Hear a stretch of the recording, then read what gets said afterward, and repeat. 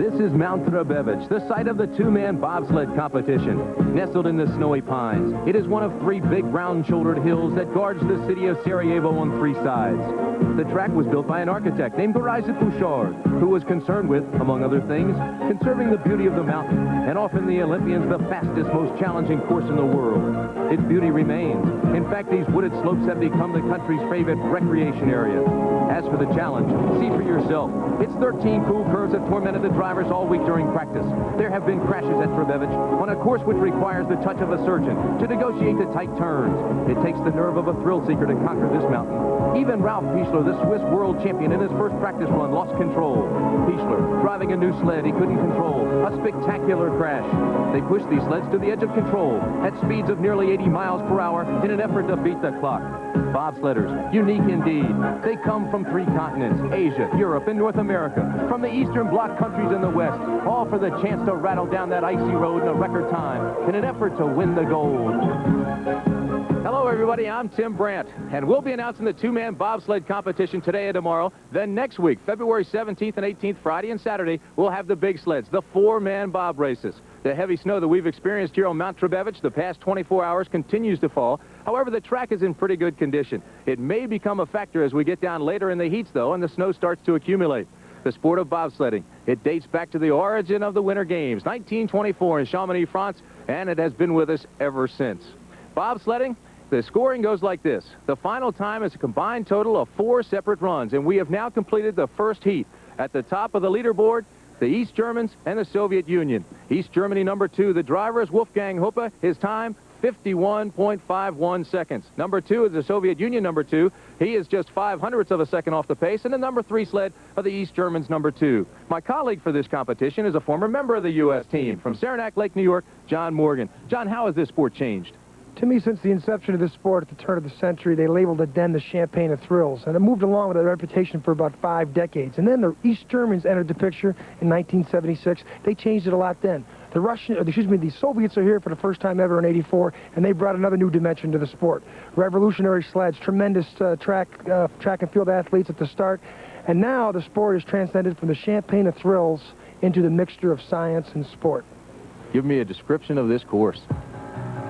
Here is the course, 413 feet vertical drop from top to bottom, steep by bobsled standards. Course length, 4,083 feet, 700 feet shorter than the Olympic bobsled course at Lake Placid in 1980. Now here's a diagram of the course.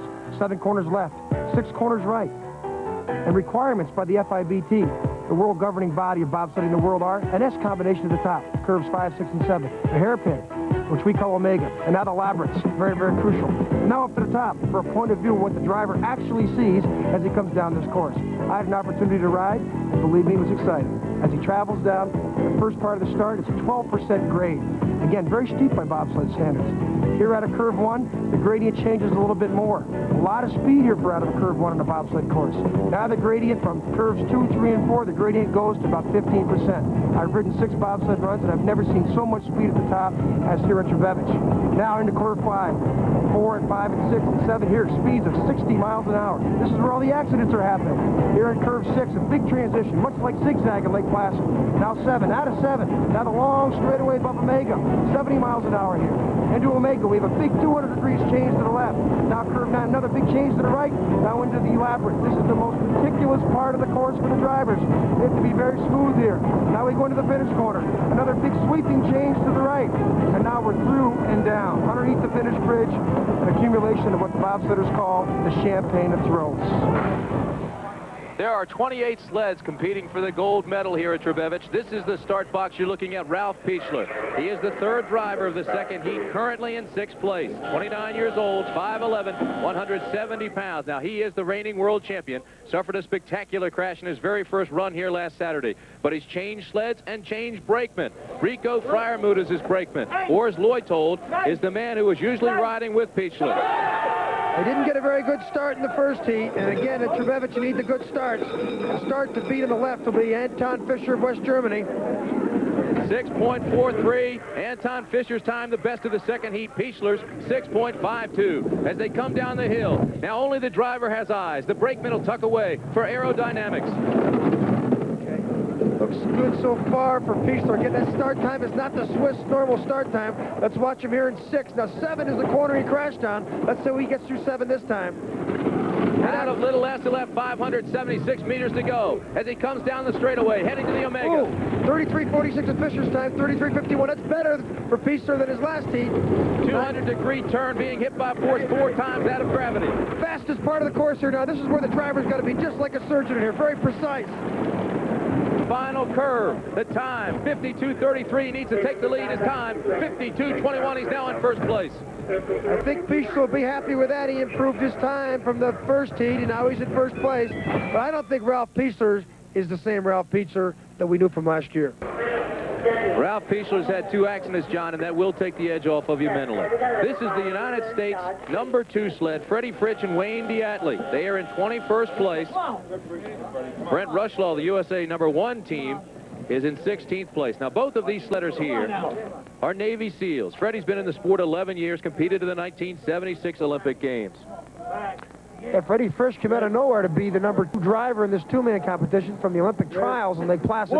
Very competitive, both these guys. Wayne Diatley is brakeman, a tremendous basketball player. Both of them are great athletes. 20 inches of snow, 23 degrees out here. 6.43 is the best time of the day. Best time of this heat by Anton Fisher. They're 6.81. Not really that competitive, John. No, and bobsledding, your start time, they're behind by 40 hundredths there. That's going to transcend to 3 times that at the bottom. So the start's very crucial in bobsledding. They gave up a lot at the start. Part of the course that gets up speed, establishes rhythm, and sets the pace. But they're driving what we call a very stock sled, not any kind of suspension on it like the East Germans. It's like a street car and a race car comparison. But for the split time, 33.46 is Fischer of West Germany, 34.13. He's considerably off the pace. Through Omega, 576 meters to go for Freddie Fritsch. He is acting now solely on instinct and reflex. Fastest part of the course down here through the labyrinth. Now they say go to the finish corner. Let's look for his time. He needs a 50.95 to take the lead. The through and down is time, 53.32. That'll put him in 8th place. His aggregate time for the first 2 runs, 1:46.79. He came down 15 hundredths in his first heat. That's an achievement in itself right there. Run #2 of the 2-man bob competition continues. Right now, they're cleaning off the course. We'll be back in just a moment.